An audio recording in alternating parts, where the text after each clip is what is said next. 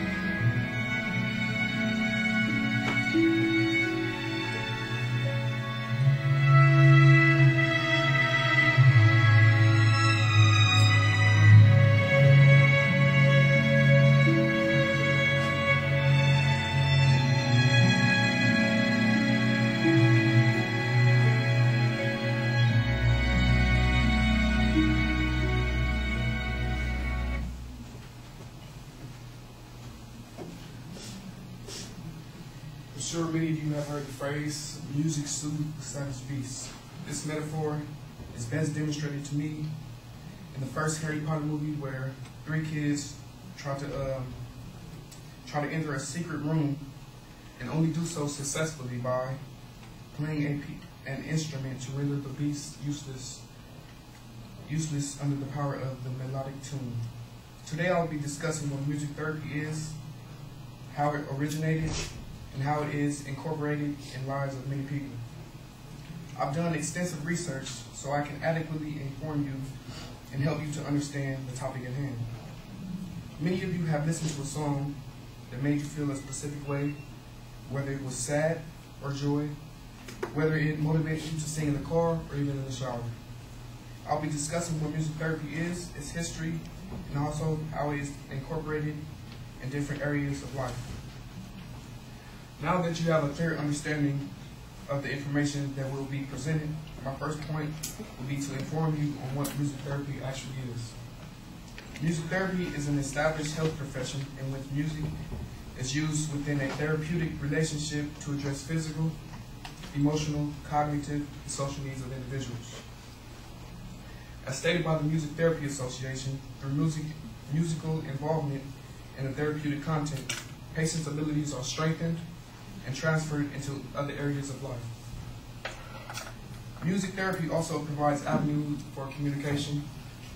For some people, they find it hard to express themselves in words. It increases people's motivation, and it also helps people to relax and keep them in a tranquil state of being. Now that you have an understanding of what music therapy is, I would now like to focus on the history of music therapy. Music therapy can be tracked all the way back to the late 1700s, when scientists began to investigate the effects of music on the human body. Music therapy was actually established in World War II. During this period, professional and amateur community musicians went to hospitals around the country playing for war veterans struggling to overcome the trauma of war. Notable emotional and physical improvement of war veterans inspired the hospital in the hiring of musicians. With the hiring of musicians, it soon required a basic or formal degree. So you know the history of music therapy. Now that I presented the information to you, lastly, I would like to get into how music therapy is incorporated into many people's lives. In an article for the Neurology Journal, it said that for patients who have lost language ability or understanding, familiar music can evoke memories or state of mind that they are not able to come up with any other way.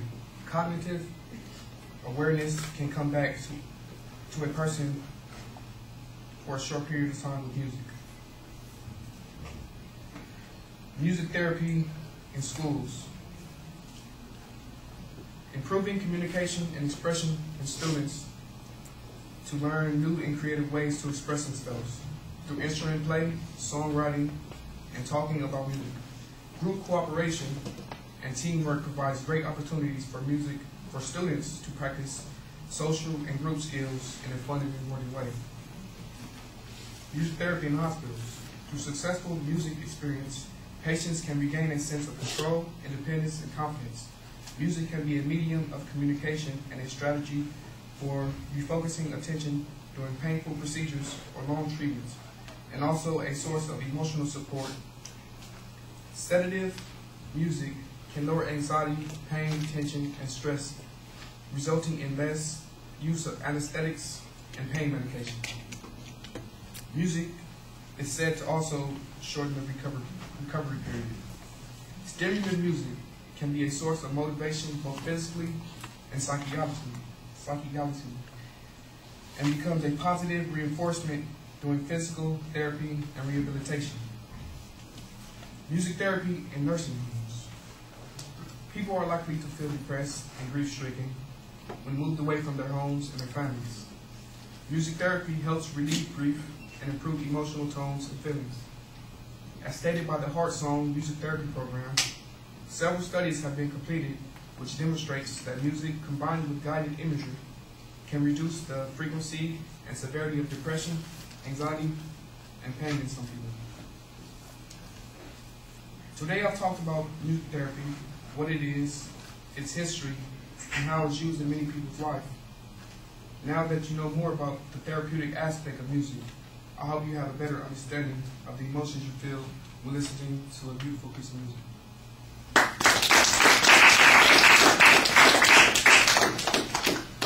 Thank you.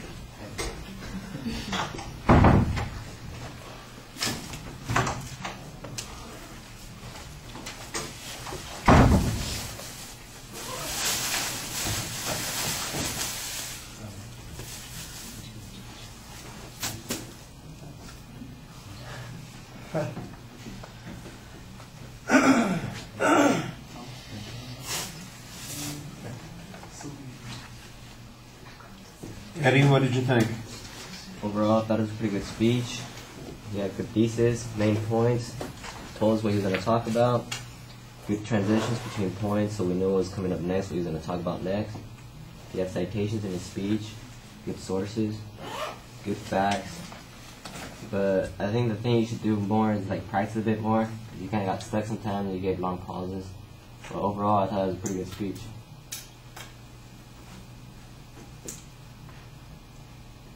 All right.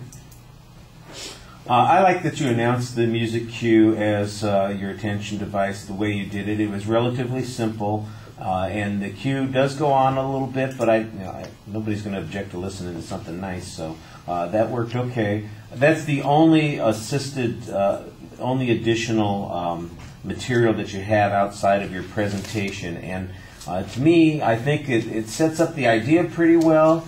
And I can kind of understand a little bit about what you're talking about, but I do think that you've missed an opportunity to use some other materials to enhance the presentation and give us a clearer understanding of it.